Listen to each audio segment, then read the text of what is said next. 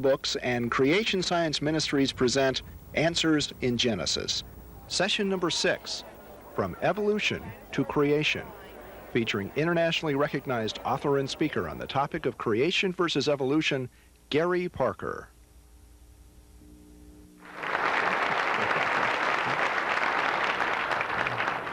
Well, in the last hour, Ken had a chance to show you how important it is to really take a look at beginnings, at origins, to understand purpose and destiny. And so in this hour, it's my chance to take you back to the beginning, all the way back to the beginning, as far back as you can possibly go, all the way back to the very beginning of time itself. Well, in the beginning was hydrogen. And at first that hydrogen was pressed together in some kind of ball of matter. Then for reasons we may never fully explain, that ball of matter exploded in a big bang that sent dust and gas and radiation into the ever-expanding reaches of our universe. Then under the influence of gravity, particles began to come together to form galaxies. Within those galaxies, stars began to shine. Around those stars, cold material collected together to form planets. Of all the millions and billions of planets that must have been formed in a manner like this, one is this teeny chunk of rock we call home, the Earth. Well, at first the Earth was quite different than it is now. Lightning flashed back and forth in an atmosphere of methane and ammonia for perhaps 2 billion years, until finally, just by chance, a group of molecules got together that could reproduce, and life on Earth began. About 600 million years ago, we pick up the first simple beginnings of life, like those little trilobites. About 400 million years ago, the first land plants and animals appear in the sequence. About 4 million years ago, those first apes take those upright steps toward becoming human beings. Well, human beings are the first animals who are able to look back over the history of how they developed. As we do so, we learn things that are helpful in understanding ourselves and our nature. Why is it that we do things that are harmful and hurtful to our own kind? Wars, crime, things like that. It's that jungle fight for survival that brought us into being in the first place. But we're not without hope. We're already beginning to take control of that molecule of heredity, DNA. We can begin to reshape ourselves into our own image of what man really ought to be. Man is already reaching for the stars. There's simply no limit to what man can do.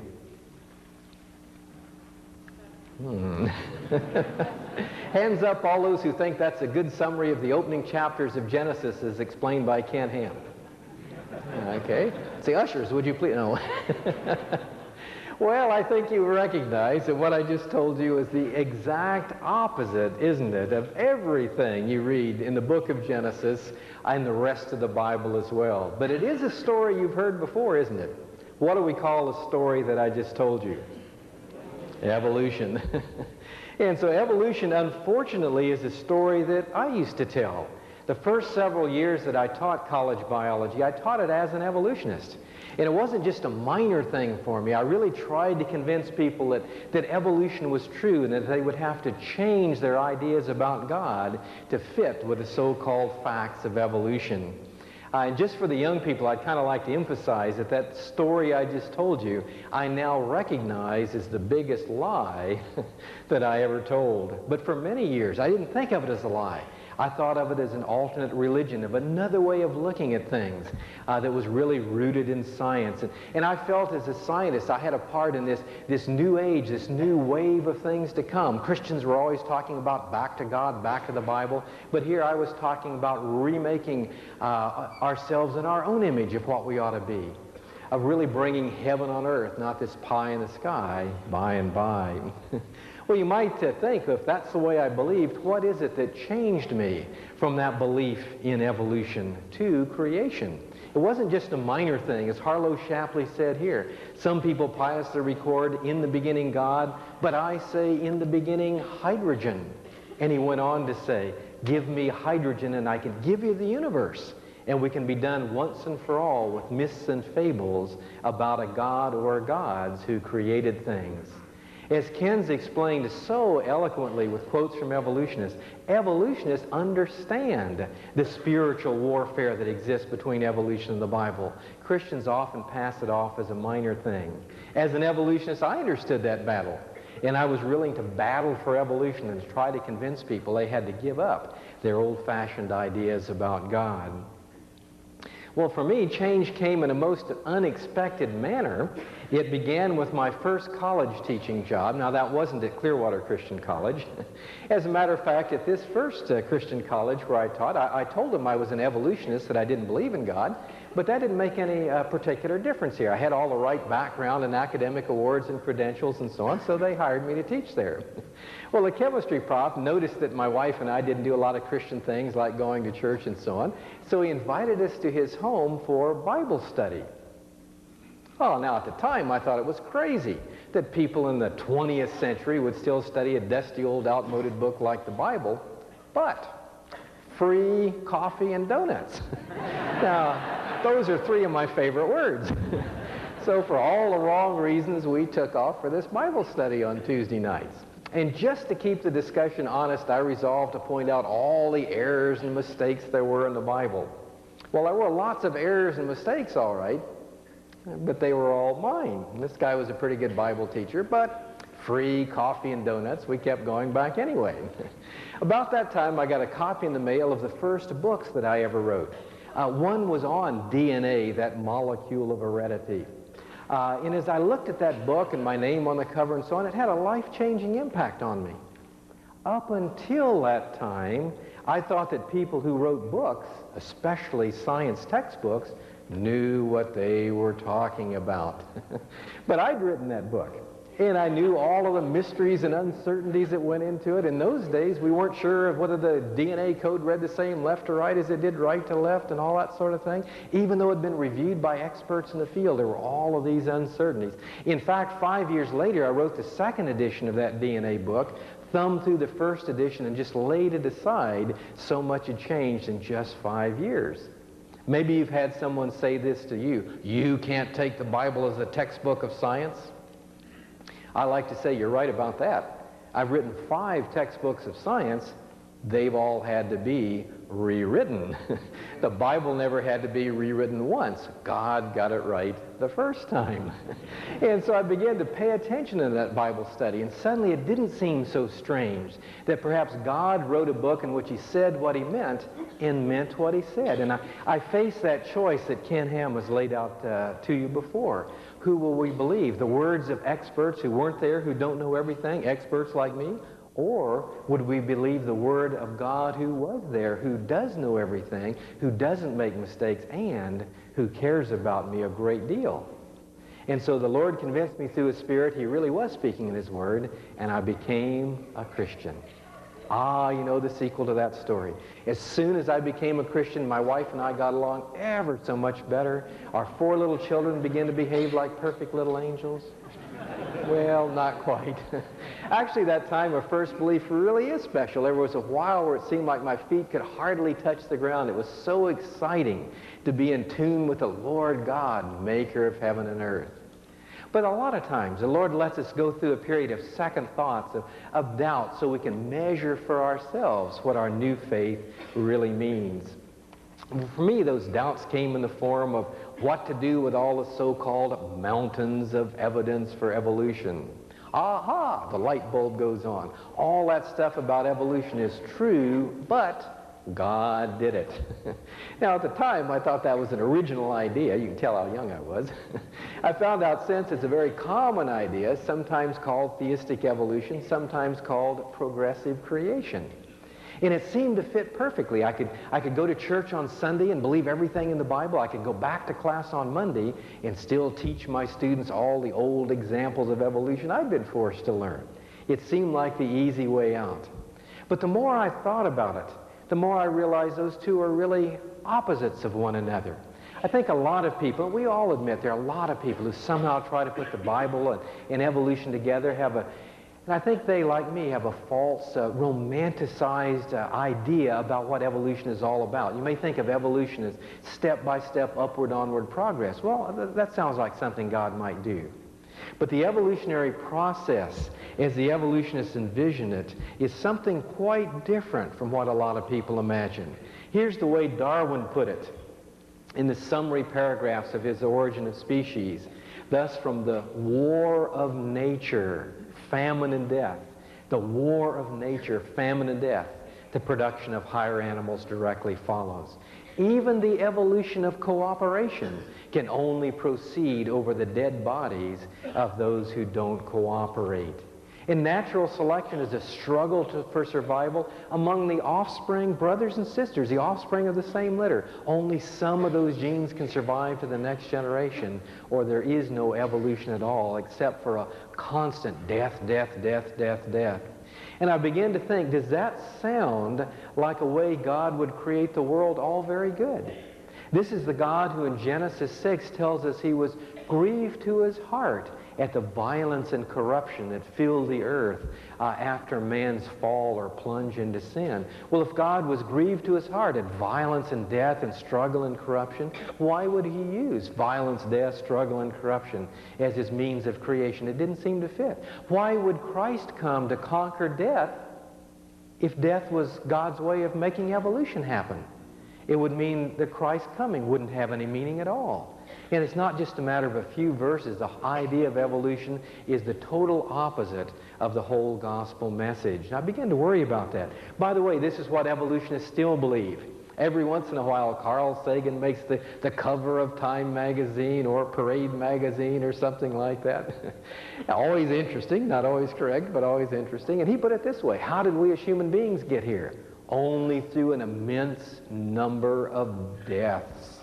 Death and accident, death and accident, death and accident over millions of years are you and I, brains and all, here today.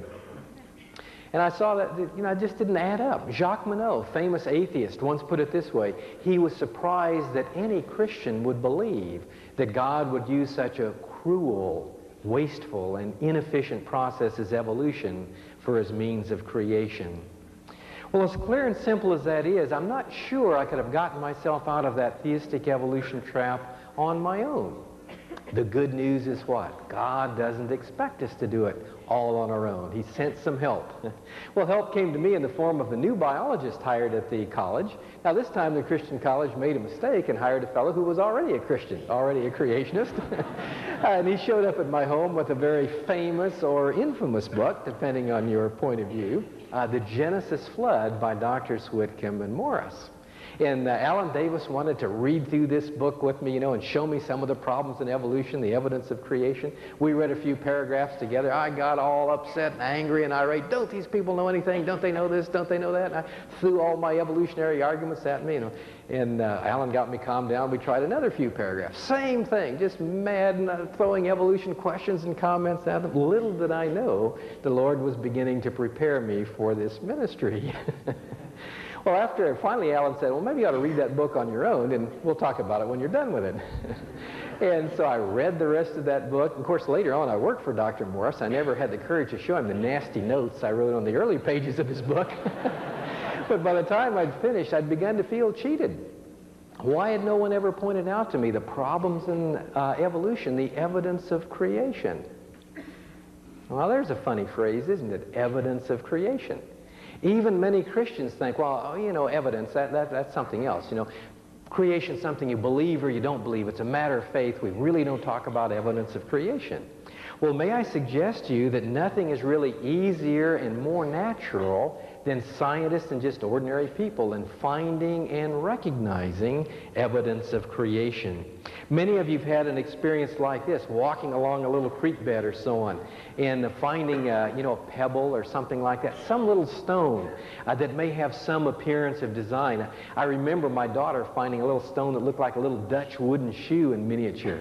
But as I rolled it around in my hand, I could see that the lines of wear in the rock followed lines of weakness in the rock. The softer minerals were worn away faster than the harder minerals. In spite of some appearance of design, that tumbled pebble was just the result of time, chance, and continuing natural processes. Well, as an evolutionist, that's what I was teaching my students, that you're like that tumbled pebble. You're a result simply of time, chance, and the natural processes like mutation and the struggle for survival. But many of you, especially in this area, have had the experience of finding an arrowhead along a creek bed or in a plowed field or something like that. And there you see the chip marks go with and against the grain of the rock. The softer mineral, harder minerals are cut through equally. When you look at something as simple as an arrowhead, no working parts, still you recognize evidence of creation, matter shaped and molded by a plan that gives it a special purpose. What do you need to recognize evidence of creation? Answer: the ordinary tools of science, logic and observation. That's all you need, the ordinary tools of science, logic and observation. They're simply patterns of order in our universe that tell us they're not a result of time, chance, and chemistry, but plan, purpose, and special acts of creation. You know who understands that? Carl Sagan. Carl Sagan is an evolutionist, but he knows you can recognize evidence of creation in nature directly.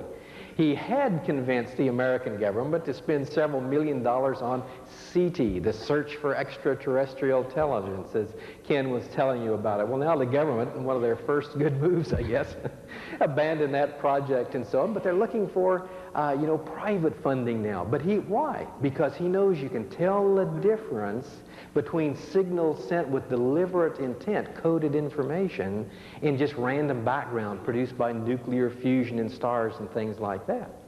When we landed on Mars, Sagan was convinced, Mars had been there as long as the Earth, had passed through the right temperature even before the Earth had, and life was just a result of time, chance, and chemistry. He knew there had to be life on Mars if there was any truth in evolution. So he said, never mind the little scoops that dig for things. When the cameras scan the Martian landscape, there'll be something looking back at them. Well, as you know, we landed on Mars, couldn't even find an organic molecule. The place was absolutely sterile. And he decided that maybe life was a little harder to make than he had imagined. But suppose they'd found just one little bit of pottery, just a piece of pottery, just a broken handle of a cup. Everybody would have said, wow, there's creative intelligence on Mars. Maybe they died out. Maybe they colonized the Earth. But just looking at something as simple as a pebble or an arrowhead, you recognize creative intelligence, even if it's not earthly intelligence. Even if it was on Mars, even if it was outer space, what? Even if it was before the foundations of the earth, that transcendent creator God. Am I saying anything unusual? Not at all. That's what Paul tells us in Romans 1. The invisible things of God are clearly seen in all the things that have been made. How clearly? So that people are without excuse for not recognizing that evidence. You might say, well, if the evidence is that clear, why isn't everybody a creationist? The answer is everybody is a creationist. You'll never meet anybody who's not a creationist. You'll only meet people who are happy about it, like Ken and I, and people who are unhappy about it. What do they do? What I did before I became a Christian. Evidence, evidence, I don't see any evidence. Suppressing the truth, as we see in Romans 1. Suppressing the truth, holding it down, knowing it's there. Who's the maddest and the angriest at God? The atheist, Madeline Murray O'Hare. You don't get that angry at somebody who doesn't exist, but she knows he's there and hates him with every fiber of her being. And so we can find and recognize evidence of creation. I had a friendly debate with a fellow out in California when we lived out there. We used to have these mini debates in his class, and we just go back and forth. The students would ask us questions, and he interrupted me one time. He said, well, you can't talk about evidence for creation. Science deals with things we can taste, feel, and touch and stuff like that. He said, take energy, for example. Whoops. He said, whoops, made a mistake, didn't I? And, of course, I kind of filled in the void. Yeah, there are a lot of forms of energy. Gravity. Can't weigh it, test it, taste it, feel it. Can't buy a bottle of it or anything like that. But we know it's there by the effect that it has on things. The invisible things of God. God's a spirit, but we know it's there by the effect that he has on things, and most especially the effect that he has on our lives. Well, given that, let's take a look at a couple of things. So I began to take a look in my area of biology, the Morris Whitcomb book. It dealt especially with geology, and the evidence for creation was everywhere. I can't believe I'd missed it all that time and so on. Well, in the pebble and the arrowhead, we can talk about the difference between hard and soft rock. In living things, we can talk about the two basic ingredients of living things are DNA molecules and protein molecules. Fortunately, both of these are fairly straightforward. DNA is a long string of repeated units called nucleotides or bases, kind of like a string of pearls would make up a pearl necklace. And a protein molecule is a long string of amino acids. So we could think of DNA as a pearl necklace and proteins as a diamond necklace. And in all forms of life, viruses, plants, animals, bacteria, human beings, the works, the sequence of DNA that you inherit tells the cell how to line up amino acids to make each of the proteins responsible for structure and function. So the cell, in a sense, takes a look at the genetic code and says, okay, there's these 3 beads over here. I'll line up 1 amino acid over here, and just checks back and forth like that. Well, what about that relationship? Is that what you'd expect by time, chance, and chemistry? Well, at first you might say so, because after all, DNA is a string of bases, protein is a string of amino acids, and nothing is more natural than a reaction between acids and bases. Somewhere along the line, you poured vinegar on baking soda and watched the fizz and so on. So the evolution says, see, I got you anyway. If you just wait long enough, bases will start lining up amino acids, and life will begin just by time, chance, and chemistry. No creator is needed. Exactly the opposite. The problem is that natural relationship between bases and acids is the wrong one as far as living things are concerned. Oh, bases and acids react when? At death. What is death anyway? The triumph of chemistry over biology. As soon as molecules in your body begin doing what they want to chemically, you begin to return to the dust from which you're taken. In DNA, the bases stick out along the side of the chain like this here. But in proteins, the acids are part of the chain, a little red arrow as I've got it here.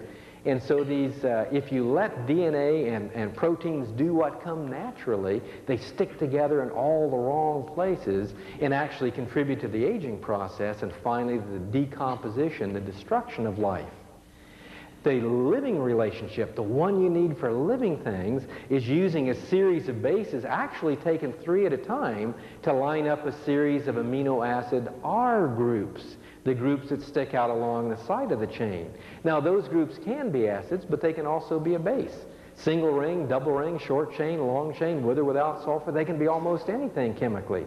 The point's this: there's no natural tendency for a series of bases to line up a series of R groups. That relationship has to be imposed from the outside. At this fundamental level, then, we have evidence that life on Earth is a product of special creation. I'll give you another example of the same sort of thing. Can aluminum fly? Or in Australia, can aluminium fly? Well, if you take that aluminium or aluminum, a volcano might throw it somewhere, but it's not going to fly from point to point unless what? You stretch it out, nice long tube with a tail, some wings and engines, then it flies. We call it an airplane. Did you ever wonder what it takes to make an airplane fly? Okay. Take off the wings, study them, they don't fly.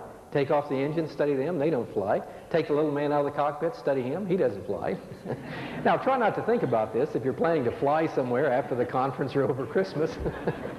But an airplane is a collection of non-flying parts. Those 747s have 4.5 million non-flying parts. What does it take to make an airplane fly? Something every scientist can logically infer from his observations, something every scientist can use to formulate and test hypotheses. What does it take to make an airplane fly? Creative design and organization. Creative design and organization. Who gets the credit for designing those things? The aluminum, the gas, the rubber tires? No. The engineers get the credit for that. They get awards. They get all sorts of honors and adulation. Yet if you look at a living cell, much more sophisticated, much more complicated and intricate than any airplane, including the 747s, the Concords, and the space shuttle in the works. Who gets the credit? Oh, the molecules did it. They didn't get any help. Just thrown together by time and chance. Science tells us, no way. As long as science is based on logic and observation, science will understand the evidence for creation, even if evolutionists continue to deny it. When you take a look at a living cell, by the way, what have you got? You've got millions of molecules in a living cell all working together in harmony. But none of those molecules are alive. There's not a single molecule in your body that's alive. DNA isn't alive. Proteins aren't alive. A living cell is a collection of non-living molecules. What does it take to make a living cell alive? Answer: something every scientist can logically infer from his observations. Something every scientist can use to formulate and test hypotheses. What does it take to make a living cell alive? Creative design and organization. Creative design and organization.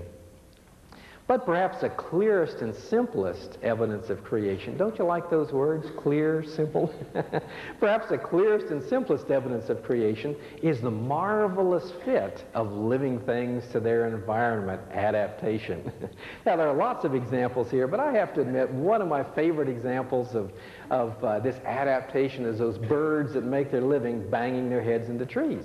Okay, the ones we call woodpeckers. Now, did you ever wonder what it takes for a woodpecker to peck wood? Well, the answer is kind of astonishing. When that woodpecker hits the tree, the deceleration experienced is 1,000 times gravity, much more. You know, from Clearwater Christian, we can look right across Florida. It's flatter than this floor. You can see all the way across the state. In fact, it was just a few years ago, or a few weeks ago, I was watching the space shuttle take off in the balcony of the college over there. And they experience 3 to 5 times gravity, presses them back in the chair and all that sort of thing. But this woodpecker, the deceleration when it hits that tree is so great that a slip to the left or a slip to the right and the shearing force would literally spin the cover off the brain. So you got to have a lot of good nerve and muscle coordination here. When it hits the wood, by the way, the eyelids close. Some scientists think that's to keep the wood chips from getting into the eye. Some scientists say that's to keep the eyeballs from popping out of the sockets. Both of those may be true. And one thing you'd have to say, the woodpecker needs a heavy-duty bill. He needs a double reinforced, tough skull, some shock-absorbing tissue between the skull and the bill. Well, once you get all these parts together, everybody would agree that it's fit to survive. After all, if living things were created to multiply and fill the earth, they'd be fit to survive. The question is, how did they get that way? Plan and purpose, or time, chance, and struggle? Well, I can't believe I used to teach this as a fact of evolution, but the way I used to explain it is something like this. You always start with something simpler. A bird that's not a woodpecker flying around minding its own business, Zots, gets hit by a cosmic ray. First step in evolutionary progress. Some sort of damage to DNA, some sort of mutation, and a little baby bird is born. We'll just say just by accident. This was a lucky accident, and a little baby bird was born with a heavy-duty bill. Okay, he decides to try it out. Whack! He throws his head into the tree. Bill is okay, but squishes in the front of his face. One dead bird, end of evolutionary story. See, now you see why evolution is so slow. Well, you might say, well, maybe it was the other way around. Okay, maybe he got the heavy-duty skull first. Oh, whack! He throws his head into the tree. This time, his skull is okay, but crinkle, crinkle, crinkle, the bill all folds up like an accordion. You're still nowhere. You have to have both of those things at the same time before either one has survival value. Well, since the fall, since death entered the world, some of those woodpeckers are doing more than drilling holes to store acorns. They're looking for beetles crawling around in the bark of the tree. Well, of course, the beetles hear all this noise, so they just crawl down the tunnel. And so if a woodpecker's going to catch the beetles, he needs something else, a long, sticky tongue. But if you get a long, sticky tongue just by chance, what are you going to do with it? Okay, here it is dangling out of your bill. You keep biting your tongue. You know, that's got to hurt. Trip over it as you hop along the ground, flying along over a low twig. What? Tongue wraps around the twig and you hang yourself. Some real hazards with this. Well, the answer for the woodpecker is to slip that tongue in a sheath that goes all the way around the skull, under the scalp, and inserts into the right nostril. So the next time you watch a woodpecker probing for bark beetles, watch the scalp twitch as that tongue goes in and out.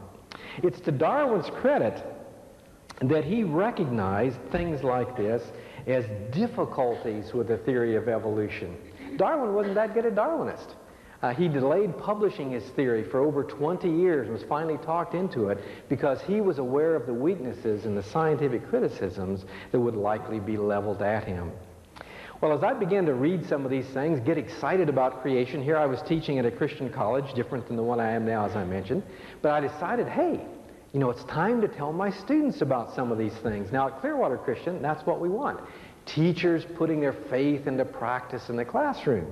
So I thought I'd try it here. And so I began to tell my students about the evidence of creation that we could see in the science classroom. Guess what happened? I got challenged to a debate. By whom? By members of the Bible department. Okay, at this particular Christian college, maybe I should put that in quotes now, the Bible department was teaching that the Old Testament was a collection of Babylonian myths and fables, and that Yahweh or Jehovah was a tribal war god of the Hebrew nation, bore no relationship at all to Jesus Christ, the God of love in the New Testament. Well, here I was in the science classes saying, no, this is a Word of God. You can believe every word from Genesis 1:1 right through clear to the end of Revelation. Well, that was too much for the Bible department. So they challenged me to a debate.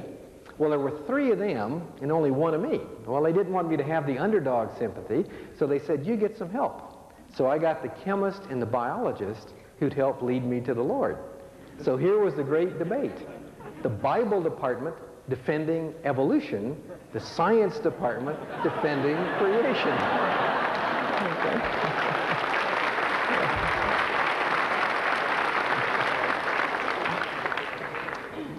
Well, after the great debate, nobody asked me questions about biology anymore. But some of my friends said, look, Parker, if you only knew something about fossils, then you'd give up this creation nonsense and come on into the 20th century with the rest of us.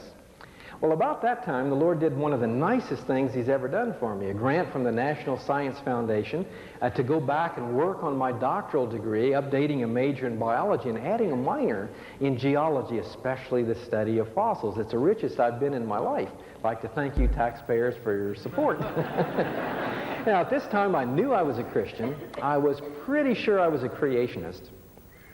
But if the fossils didn't work out, I just wouldn't tell anybody about it. Sorry to say I've never been a man of great courage. But as the Lord would have it, all of the things that I learned in graduate school working on my doctoral degree made it hard to believe in evolution, even though I was being taught by evolutionists. The science made it hard to believe in evolution, easy to believe what the Bible taught about creation, about the fall, about the flood, and about our salvation in Christ. One of the first courses I got into was a little bit of an aside, but according to the catalog, this is where I was going to learn about the origin of the universe, the Big Bang, and all that sort of thing. And so we got into the class, and the prof said, stellar evolution, the evolution of stars. He says, that's aging. That's aging. And the more I thought about it, I thought, that's evolution. Evolution is supposed to be things getting bigger and better, forming, coming into being, not wearing out. What we were studying was Hebrews 1, the heavens growing old and wearing out like a garment to be cast off. And he said that idea that the gas clouds condense to form stars, the nebular hypothesis, says there is a problem. Every time you do the calculation, the gas pressure pushing out is 60 to 100,000 times greater than the gravity pulling in. He laughed and said, maybe we should call it the nebulous hypothesis instead, meaning a fuzzy idea. And I thought, maybe that's not so challenging. And the rest of it was just fabulous exercise in descriptive astronomy and the wonders of God's world as we saw Psalm 19 before our eyes, the heavens declaring the glory of God, the firmament showing His handiwork. Next class was in fossil plants. Got there right away, first thing on the front row, didn't want to miss a thing. The prof comes in fashionably late, and right up front he says, I suppose many of you are here to learn about the evolution of plants. He says, you aren't going to learn much. Charles Darwin wrote over a century and a quarter ago that the origin of flowering plants is, quote, an abominable mystery, unquote. He said, nothing's happened in the last century and a quarter to change that any. What you are going to find, he said, is that our modern plant groups go way back in the fossil record. And sure enough, there in Australia, you find some of the supposedly the oldest plants anywhere, these fabulous blue-green algae in the south and west of Australia. And never let anybody tell you these are simple plants. These blue-green algae can take seawater and turn it into life. There's no chemical company that can do anything like that. Biochemically, they're far more sophisticated than you and I. And guess what? Those same blue-green algae are doing exactly the same thing right off the shore where they find their fossils. What's the lesson? Evolution? Simple beginnings change from one kind to another? Not at all. Creation, complex beginnings, things created well-designed to multiply after their kind. There is a change. When you take a look at some of these plants, in fact, what we found out is there were more plants living in the past than there are at the present time. In some plants that only grow as big around as my finger nowadays, in the past grew as trees 120 feet tall. In a little scouring rush, horsetail, equisetum, that many of you know, a little sprig that grows about as big around as your finger. It's found in fossils right around this area here. It's trees 50 and 60 feet tall. Not a record of upward, onward progress. It looked like things were well designed to multiply after their kind, and something happened that brought rack and ruin, a decline in size and variety. And the Bible tells us what that is, the fall and the flood. Professor Corner at Cambridge University summarized it in an interesting way. I had a chance to speak at Cambridge one time, and I wanted to meet Dr. Corner in person, but his students say that even though he believes in evolution, he believes in being honest with the evidence. And this is the way he put it, that I still think to the unprejudiced, even though he believes in evolution, if you just look at the fossils, I believe to the unprejudiced, the fossil record is in favor of special creation. Well, even for a man of small courage, that was kind of encouraging. Well, the next course is then we're in animal fossils. And so I warned my wife, you know, I was going to have to stay up late to catch up with all these geology majors and so on and so forth. And then I got into the class, and here we were talking about gastropods and cephalopods and pelecypods and amphipods and decapods and dodecapods and all these other pods biology is famous for. I was right at home. I already knew all of those words. They were the same words and terms we use to classify things living today. You should have seen those biology or geology majors staying up late at night complaining, why do you biologists make such big names for such little things? The reason the names continued is what? It was the same thing. We were just studying petrified remains of things living on Earth at the present time. Hands up all those who ever wondered where clams came from. Let's hear it for clams.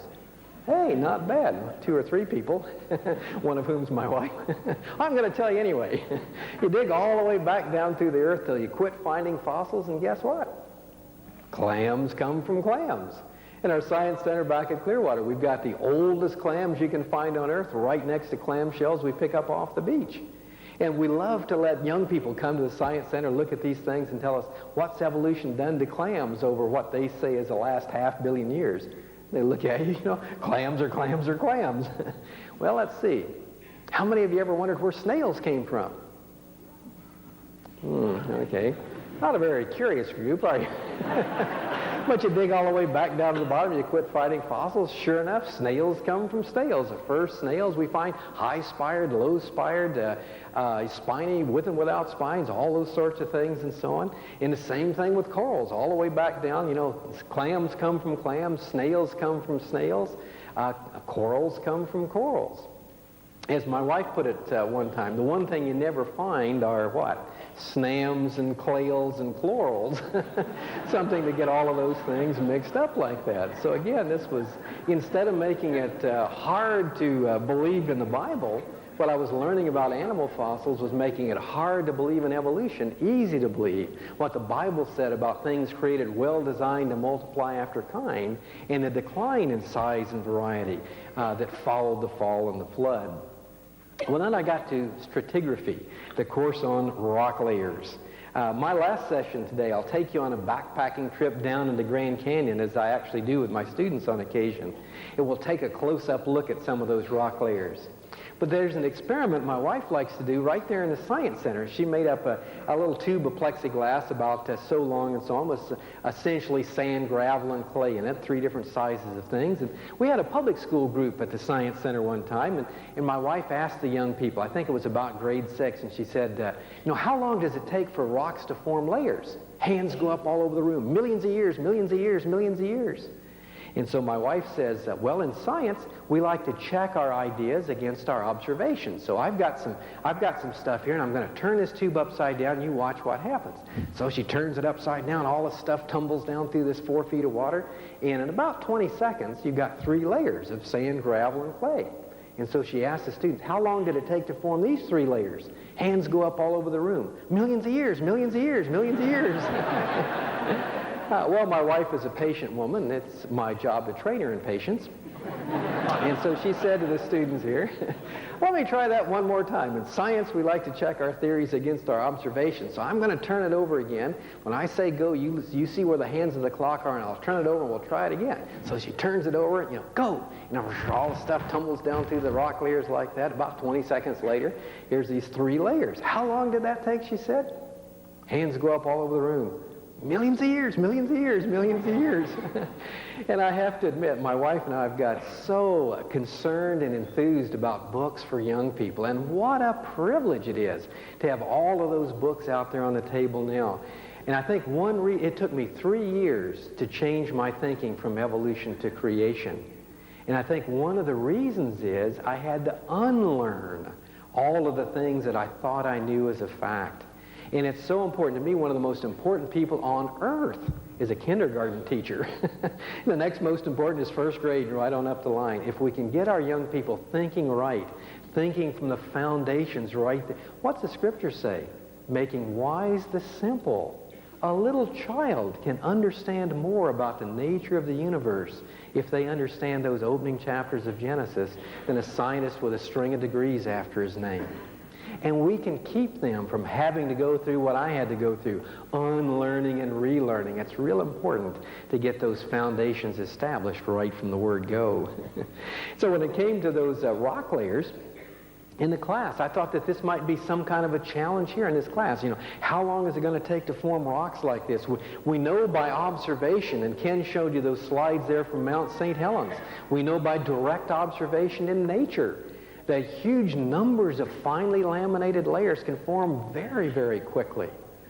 Well, a prof knew that too, even though he believed in evolution, and they often say it's roughly an inch per million years of sediment and so on. He was talking about a layer of rock in class about so thick that it was supposed to involve 20 million years of evolution based on the little teeny microfossils inside. So I was just listening, taking notes on zoning rocks with conodonts, these microfossils.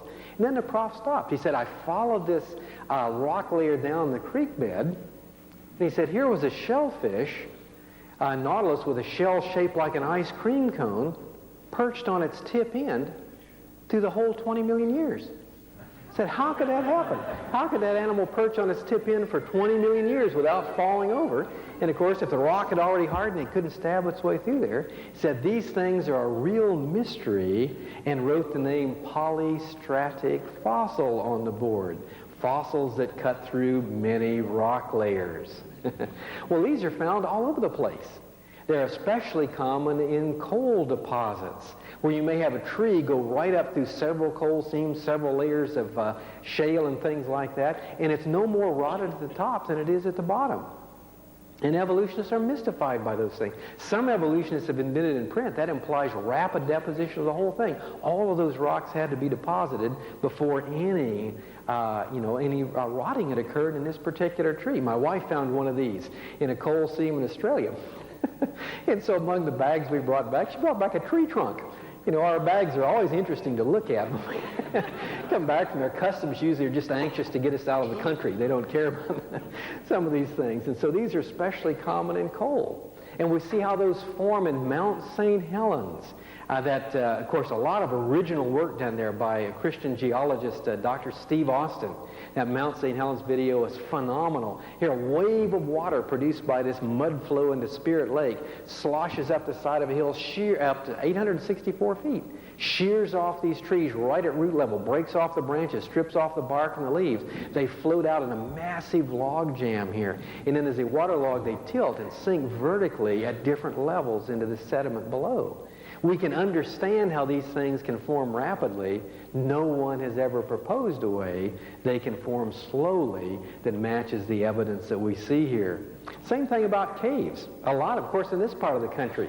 All of you have been to see caves and so on. By the way, last year I got to bring, all students are flocking down to Florida for spring break. I brought 13 students up to Indiana in April to go fossil hunting up in here and right on the Ohio border. And we stopped off in caves and so on and so forth. And you've seen these stalactites and stalagmites, and you hear these stories about hundreds of thousands of years of slow dripping and so on. We were talking about this at a meeting in Australia one time, and I was explaining, like there's a school down in Miami. There's a stalactite growing in the science lab about this long. Well, the school was only built 3 years. When they noticed that, it made you wonder what it was hanging on for those millions of years till they built the school. And there are a lot of these under the Lincoln Memorial and so on. And so we were talking about this in Australia, and at the end of the talk, a fella comes up to us. He says, I own Olson Caves. I run tours through my caves. And we thought he were going to get mad at us for telling him how quickly caves formed and so on. And he said, you're absolutely right. He says, every couple of years I have to go through and knock all the stalactites off the light cords. He said, would you come up and help me understand how this cave really formed so I can tell groups the truth when they come through here? Praise the Lord for that opportunity when we got to do that. Well, that raises some questions about the total amount of time involved in this whole story, doesn't it? And that's the one I think a lot of Christians have the most trouble with. Could it really be 6 ordinary days a few thousand years ago? Isn't the evidence absolutely overwhelming that we just got to believe in millions of years and take a second look at what the Bible says? Well, I signed up for the geophysics course to study firsthand these radioactive decay dating methods, and still not really having made up my mind, I was kind of concerned, am I really going to be able to just take the Bible as it seems to be speaking and so on? And so we went over all these methods, uranium and lead and potassium, argon and so on, rubidium and strontium. And after explaining all the methods, the professor gave us a problem to calculate the age of a rock based on 2 sets of data. And he didn't make it up. These were real published information on these rock units. And so with the very best of the methods, rubidium, strontium. And so I just calculated the age of the rock, calculated the age using the second date. One date was nearly 10 times bigger than the other. Shucks, I thought. Made another arithmetic mistake like balancing my checkbook. So I went back, tried it again, did stay up past midnight, never get the 2 answers to come out. So I'm walking to class the next day, and I asked my friend, did you get that problem to work out? No, I couldn't get it to work. So we all slink into class kind of feeling bad. The prof is going to get mad at us for not understanding the method. Instead, he just laughed. He said, no, I just wanted to show you the method doesn't always work. We could have tarred and feathered him. As a matter of fact, the method may work too well. This is the one that Ken mentioned to you the other day. They took rubidium strontium, dated this lava flow in the bottom of the canyon, very, very old, 1 billion years. It seemed like with 2 billion years, something like that. And then Steve Austin, some other creationists, noticed the same kind of lava flow on the top of the canyon. Same conditions of crystallization, et cetera, et cetera, et cetera. Why don't we do a date on that? Just see what we get. So they did the date on that. Guess what? The lava flow on the top is a little bit older than the lava flow on the bottom. So if you take radioactive decay dates literally, what? The canyon formed like that, and it formed upside down. Something's got to give here. Well, the other evening I talked with you about this fossil called Lucy, that back in the 70s this was hailed as another missing link between apes and man. Since then, even evolutionists have realized we found both apes and man below the level where Lucy's found. But at the time, when Johansen found Lucy, he wanted it to be older than anything the Leakey family had found. The first date he got was a little less than 3 million years. Shucks, I heard him give the report in San Diego. How disappointed he was. 3 months later, the same fellow says, I've got a new date for you, 3.5 million years. Johansen says, I'll take it. But nobody bothered to ask, why would the second date be any good if the first date, actually checked 3 different ways, was wrong? Then another scientist got involved, dated the same volcanic ash, made Lucy even younger than the original date. An editor from Science News interviewed the guy that had done all these wrong dates so far, and he says, what do you think about this scientist that says you were wrong every time you dated Lucy? His snappy reply, I can live with it.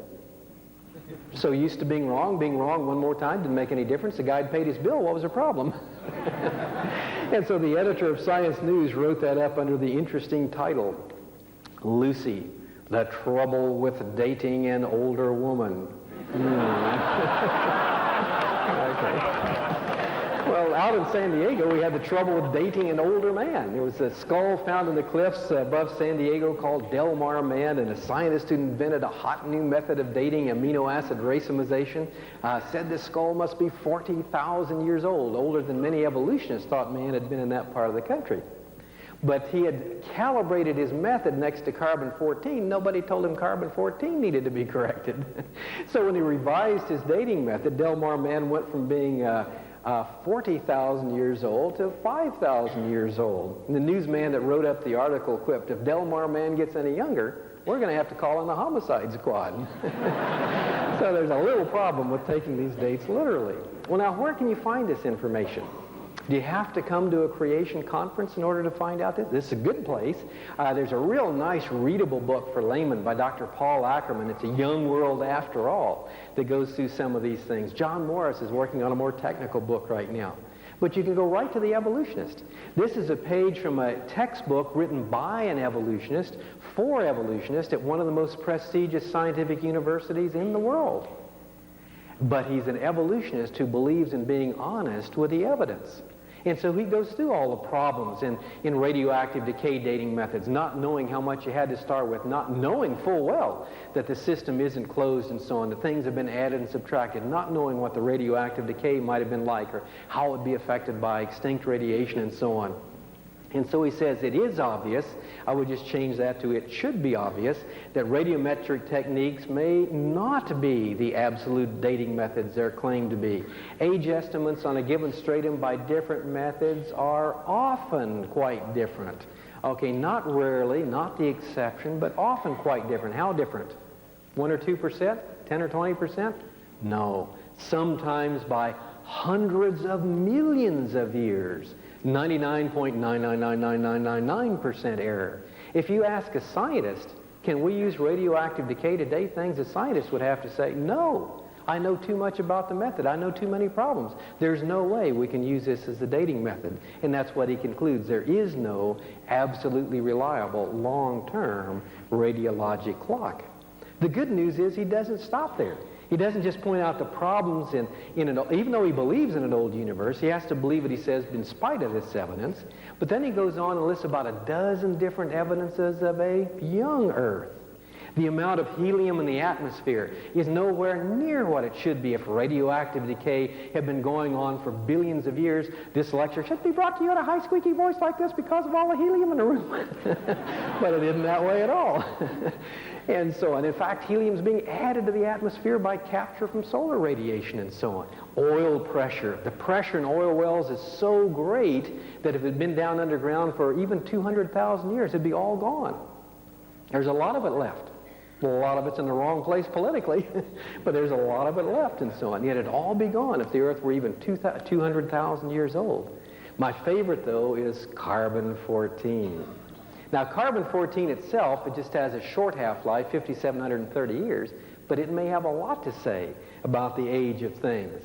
Interestingly enough, there's only enough carbon-14 in the atmosphere for an Earth less than 20,000 years old, in fact, a lot closer to 10. Carbon-14 is continually built up in the atmosphere by high-energy bombardment of nitrogen-14, then leaked out by radioactive decay. Well, what's Stansfield going to say about this? What's the evolutionist going to say about this in his textbook? Well, number one, he says the creationists are right about the evidence. Carbon-14 is out of balance. There's not enough of it there. If the Earth were even 30,000 years old, it ought to have reached the balance point, and it hasn't. And so he starts off by saying, number one, the creationists are right about the facts. It hasn't reached its equilibrium point yet. And they draw a logical conclusion. The Earth's atmosphere must be less than 20,000 years old. But keep in mind, he still believes in evolution. He still believes in great age. And so here's how he tries to get around it. It's possible that a greater concentration of water vapor existed. Interesting idea. Water vapor can it be, huh? You may have heard of that before from creationists. When was there more water vapor in the atmosphere? Here's an evolutionist textbook. Prior to the, can you read those little words? Biblical flood with a capital B. Right in the middle of an evolution text. When was that biblical flood? presumably about 5,000 years ago, better dating than many theologians. So here's an evolutionist in a textbook that says, I know why the carbon-14 is out of balance. It's the biblical flood 5,000 years ago that shook up the Earth's atmosphere. What do I say? Amen. Right on, brother. Sounds good to me. And so just at a time when many Christians are afraid, and I think for a lot of Christians, it was kind of like me, becoming a creationist. It was sort of like surrendering my intellectual respectability. And that's kind of hard for people to do and so on. But boy, compared with knowing Christ, it's nothing. But at any rate, that may be one of the problems. But as we looked at it this way, even an evolutionist recognizes the evidence, the problems there are with the old age dating, the evidences there are of a young Earth. Well, in that class that I thought would make it most difficult to just accept the Bible as God wrote it, when we're going over the end of all this radioactive decay dating, the prof just says, we're going through a list of assumptions. Our last assignment was to list all the assumptions you have to make before you can even begin to date a rock using radioactivity. So we're going through this long list of assumptions. I made 14 assumptions on my list. And the prof just stopped in the middle of all this. He kind of chuckled. He said, if a Bible-believing Christian ever got hold of all this information, he'd make havoc out of the dating system. So he smiled one more time and said, keep the faith. Keep the faith. I nearly had a heart attack. I thought if it was a matter of keeping faith, I had another faith I'd really rather keep. And at bottom, when you think about it, evolution is just a faith. It's a faith based on the words of men who weren't there, the words of men who don't know everything, the words of men who make lots of mistakes, and so on. Evolution is a faith the facts have failed. It's just so plain. And what's that alternative? When we take a look at the Bible's a faith too. It's trust in God's Word. That God really did say what He means and meant what He said. But what's that? That's a faith that fits the facts. And we're right back to Psalm 19 and Romans 1, just like we read in those passages there. What we see in God's world as we study science makes it easy to believe what we read in the Bible about creation, fall, flood, and redemption. Hard to believe what we're taught about evolution.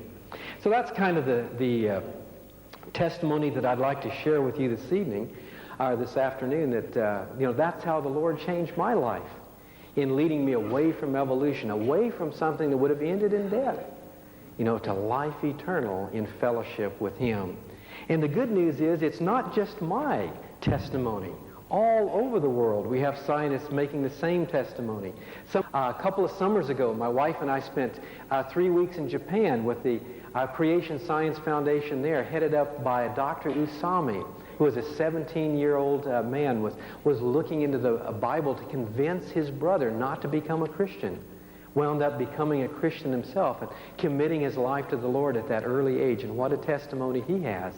And as we went around Japan, it was so thrilling to be able to share with the Japanese that we're talking about the real God, not the God of Western culture, not the American God, not the Caucasian God or something like that, but the real God, the Lord God, the maker of heaven and earth, the God of all peoples in all times, in all places. And the list just goes on and on. Professor Dean Kenyon at San Francisco State University taught evolution, wrote a book on chemical evolution. That was his area of expertise. Some students came up. 1 Peter 3:15. They said, hey, are we going to hear anything about creation in this course? And Dean Kenyon said, well, some people believe God created it. I guess that's the creation side. They said, oh, no, there's so much more. Here, read these books. Tell us what you think. And then they kept coming back. 2 key words, politely, persistently, ready to give a reason for their hope, yet in gentleness and meekness. Have you read these books? What do you think about it? Well, I haven't read them yet, And finally, Dr. Kenyon said, I resolved one weekend to read these books, refute them, and be done with it. He said, I read them, and I couldn't refute them. Same thing for him as for me over a 3-year period. He finally changed his thinking completely from being an evolutionist to being a creationist, and being a Christian, dedicating his life to Christ. He's one of the co-authors of the book out there of Pandas and People and so on. Here's another list of some of the other scientists right around the world whose testimony is the same as mine. Changed lives. That's what the creation ministry is all about. changed lives. He can change us. He can change your friends, members of your family, your neighbors, and so on. Praise God, He changed me.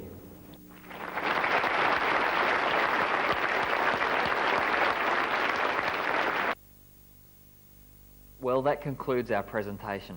And one more thing, that's to tell you about Creation Magazine. It's the easy way for your whole family to stay up to date on creation and evolution. Creation Magazine is your family's vital defence against all those evolutionary textbooks, nature shows and magazines that abound today. 56 pages of full colour with no paid ads are sent to your home 4 times a year. Subscribing helps the message to keep on expanding as you're able to share this exciting material with others. Once again, thanks for joining us, and if you have any questions, contact us direct.